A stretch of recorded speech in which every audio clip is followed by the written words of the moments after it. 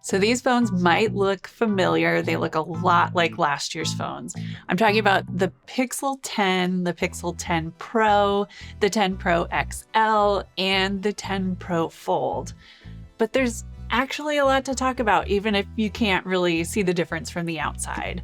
Some of the changes are like Gemini updates that are just floating around the UI, and one of them is inside the phone, so we definitely didn't see that. They might be lookalikes from the outside, but hang tight because we have a lot to talk about. So there are two things that all four of these phones have: Tensor G5 and Qi21. G5 is the latest generation of Google's custom chipset, but it's the first one manufactured by TSMC. And Google says it's up to 60% faster for on-device AI, has a faster CPU.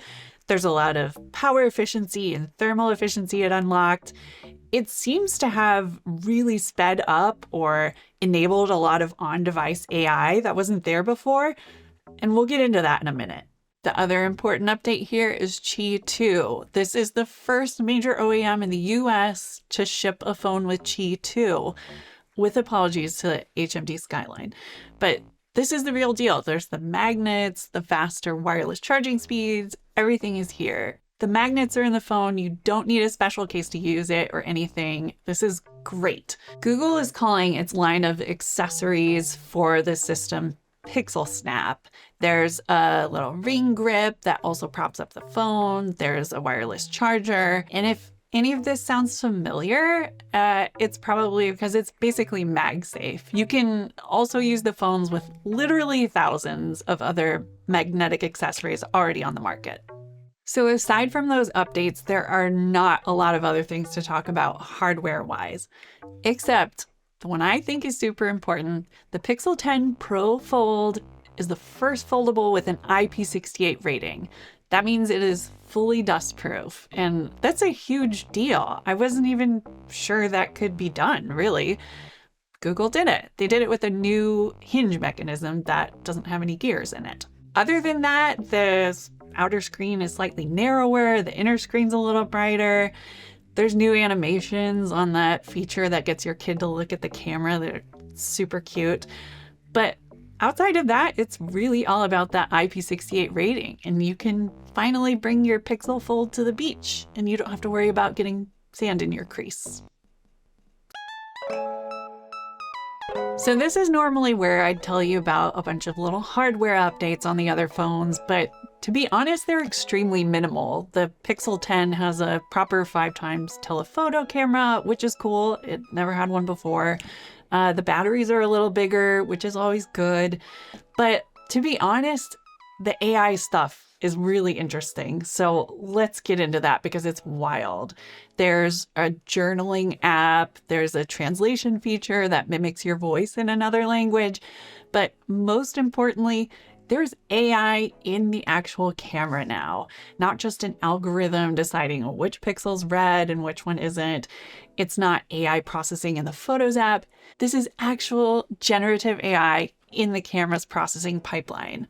It's only on the Pixel 10 Pro and the 10 Pro XL, and right now it's only used when you are zooming past 30 times zoom.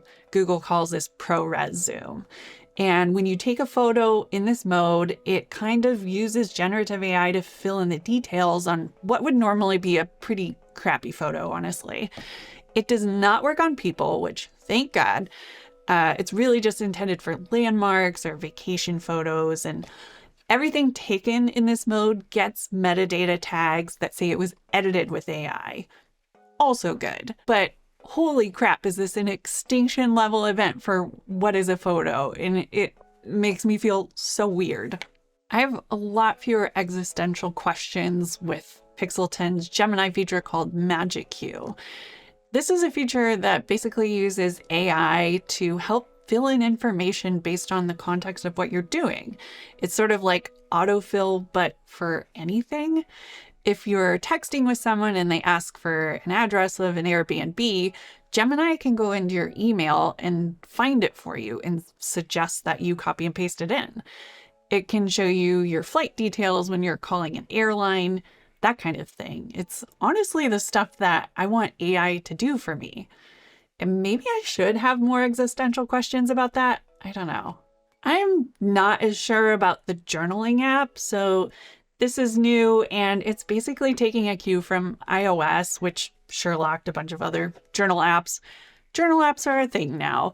Apparently, you can add text and photos to your entries, just like you would expect. And it's going to use AI to actually give you prompts on things based on what you've written in the past. It even gives you an emoji to kind of summarize your mood for the day, like a smiley face or a frown. I think it's a little bit weird and kind of in the territory of an AI therapist, which is not a good idea.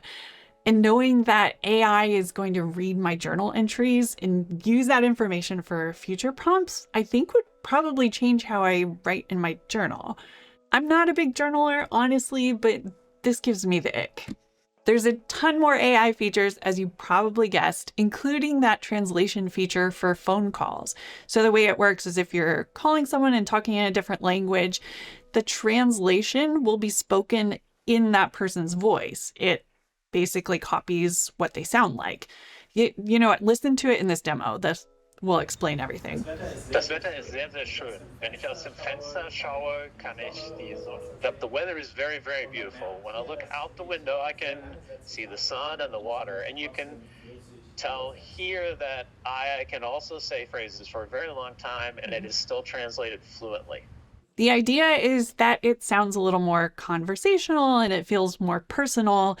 The demo we got, it didn't sound exactly like the speaker, but close enough. I'm going to be trying it out as soon as I can, along with every other AI feature that Google has put into these phones.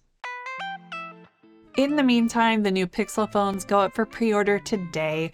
The 10 Pro starts at $999, which is the same as last year.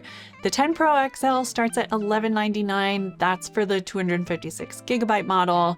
That's the same price as the 9 Pro XL, but now there's no $1099 128GB version. The Pixel 10 starts at $799, and the Pixel 10 Pro Fold is $1799, which is a lot of money, but it's not $2,000. Thank you for watching. Head to theverge.com for more. As always, I'm going to be hosting the Tuesday Vergecast show coming up, so you can expect a lot more What is a Photo Talk, and tune in on Friday because Jake and I will probably talk about that too, just a little.